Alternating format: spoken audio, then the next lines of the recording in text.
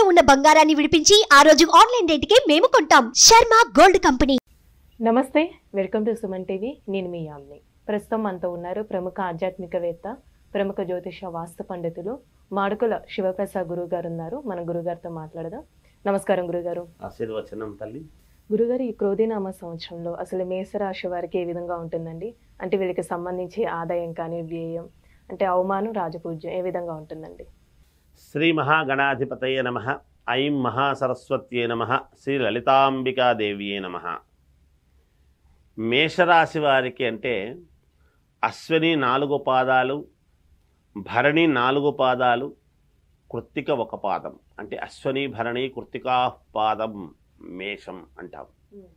ఈ మేషరాశి వారికి ఆదాయము 8, వ్యయము 14, రాజపూజ్యత 4, అగౌరవము 3 అన్నాడు.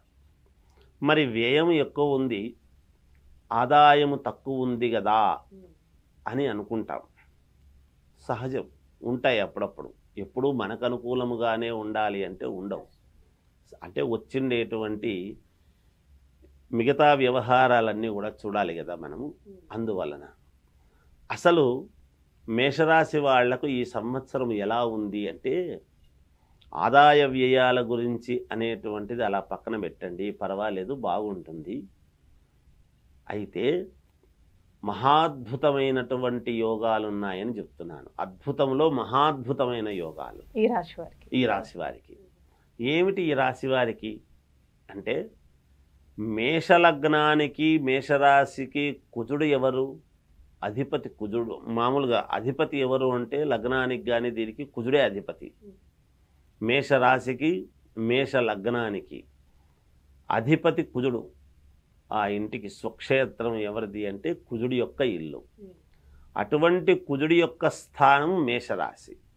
ఈ సంవత్సరం కుజుడు రాజు అయినాడు కదా. కుజుడు రాజు అంటే రాజు మనవాడే అయినప్పుడు మనకేమిటి లోపం?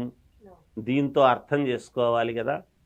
మేషరాశి వాళ్లకు ఎంత రుణాలు ఉన్నా తీర్చుకోవటం, ఒకవేళ చిన్న పొలం నాకేమి లేదండి, ఒక 100 గజాలు మాత్రమే ఉంది అంటే ఆ 100 గజాలకే కొన్ని ఎక్కువ రెట్లుగా డబ్బు రావటము, డిమాండ్ పలకటము, ఐశ్వర్యము రావటము, వాళ్ళు ఏది అనుకుంటే అది జరగటము, అనుకున్నదల్లా ఈ సంవత్సరం ఖచ్చితముగా 100కి 100% ఏది అనుకుంటారో అది జరగటం, ఏది పట్టుకున్నా అది వాళ్లకు విజయముగానే లభించటం.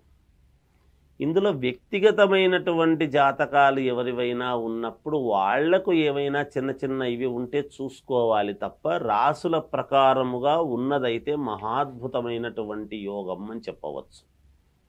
అద్భుతములో మహాద్భుత యోగం.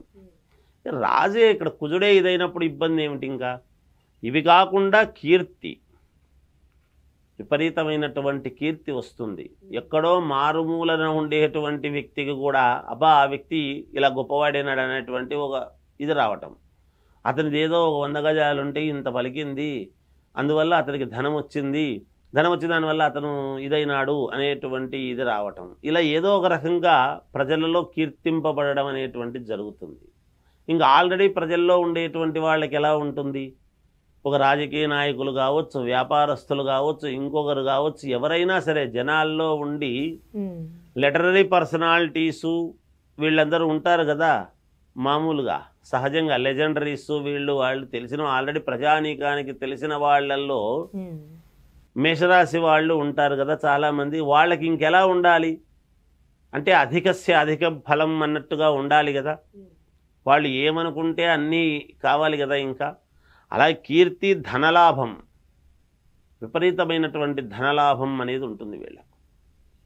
కుజుడు ఆర్థికంగా బాగా మెరుగుపరుస్తాడు వీళ్ళకు. ధర్మకార్యాలు చేయటం చేస్తారు వీళ్ళు. అనుకున్నా అనుకోకపోయినా ఖచ్చితముగా ఎక్కడో చోట ధర్మకార్యాలు చేసేటువంటి చోటికి వీళ్ళు వెళ్ళటము కానీ, లేదా పోదామురా అని పిలిచడము కానీ అనుకోకుండానే జరుగుతుంది. చేయిస్తాడు కుజుడు అట్లా. రాజు చెప్పినట్టు వినాలి కదా. ఇక్కడ దేహపీడ కాదు, శని మంత్రాంగము కదా. మరి దేహానికి సంబంధించినటువంటి వాడు కదా శని. నోటికి, అందుకే నోరు శని అంటాం. ఖచ్చితముగా వెళ్ళి ఆలోచనాత్మకముగా చేయడానికి అనుకూలమైనటువంటి ఇది వస్తుంది. అనేక రకాల శుభ ఫలితాలు పొందడానికి ఉన్నాయి వీళ్ళు. అనేక రకాల రంగాలలో ఉండేటువంటి వాళ్ళు ఉంటారు. ఒక రంగం అనేది ఏమిటి? ఒక రాజకీయ రంగం ఒకటే కాదు, ఒక వ్యాపార రంగము కాదు, వ్యాపారాలలో కూడా అనేక రంగాలు ఉంటాయి. అన్ని రంగాలలో ఉండేటువంటి వాళ్లకు అనేక రకాల శుభ ఫలితాలు, ఒక రకమైనటువంటి శుభ ఫలితము కాదు. మనకి ఏదన్నా దీని ద్వారానే వస్తుంది, ఇంకోటి ద్వారానే అని కాదు. అనేక రకాలుగా సంతాన ప్రాప్తి, సంతోషం, మానసికమైనటువంటి సంతోషం వీళ్లకు. శత్రువులు కూడా మిత్రులుగా మారేటువంటి అవకాశం ఈ సంవత్సరం. అలానే ఇప్పుడు వివాహానికి సంబంధించి ఏ విధంగా ఉందండి వీళ్ళకి? చాలా బాగుందమ్మా. వివాహానికి కుజుడే అధిపతి, చెప్తున్నాను కదా, మేషరాశి వాళ్లకు చాలా బాగుంటుంది కుజుడు ఆధిపత్యము. వివాహము ఖచ్చితముగా ఈ సంవత్సరం ఎప్పటి నుంచో కాలేని వాళ్లకు 40 ఏళ్ల నుంచి 45 ఏళ్ళు వచ్చాయండి, 42 ఏళ్ళు వచ్చాయండి అని ఎక్కువ కాలం దీర్ఘకాలికముగా వివాహాలు కాని వాళ్లకు కూడా ఒక మార్గం అనేటువంటిది దొరుకుతుంది గాక. అలాగే భూలాభాలు, నీచభంగ రాజయోగం వీళ్లకు ఈ సంవత్సరము. సాహసోపేత నిర్ణయాలు తీసుకోవడం అనేటువంటిది జరుగుతుంది గాక. విద్యార్థులకు చాలా మంచి కాలముగా ఉన్నది ఇప్పుడు ఈ సంవత్సరం. మహాద్భుతంగా సినీ ఇండస్ట్రీకి చాలా మంచి కాలం, చాలా బాగుంది. సినిమా వాళ్లకు, వ్యాపారస్తులకు అనుకూలం.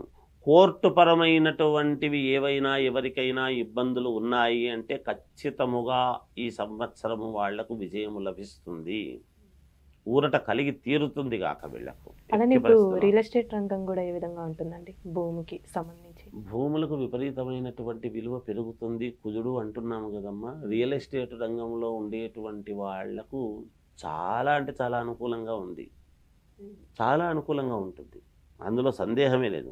రాజకీయ నాయకులకు కూడా మహాద్భుతమైనటువంటి యోగము ఉన్నది. నేను చెప్పేది ఏమిటి అంటే ఎవరికైనా చాలా బాగుంది ఇది. మేషరాశి అనగానే ఇంకా వాళ్ళు చూసుకోవాల్సిన అవసరం లేదు. మేము ఒక మాట చెబుతాను, ఒక రత్న భాండాగారానికి తలుపులు తెరిచినట్టుగా ఉంటుంది మేషరాశి వాళ్లకు, ఒక్క మాటలో చెప్పాలి అంటే. అయితే వాళ్ళ వ్యక్తిగతమైనటువంటి జాతకాలు ఒక్కసారి పరిశీలన చేసుకొని ఏమైనా ఉంటే సరిదిద్దుకోవాలి. వీళ్ళు ఈ సంవత్సరము గోసేవ, అన్నదానము వంటివి గనక వీళ్ళు చేస్తున్నారు అంటే వీళ్ళకు పరమ పుణ్యప్రదం, వీళ్ళ సంతానానికి యోగబోతుంది. ఇది అమ్మ మేషరాశి వాళ్ళ యొక్క ఇది. చాలా చక్కగా తెలియజేశారండి, ధన్యవాదాలు.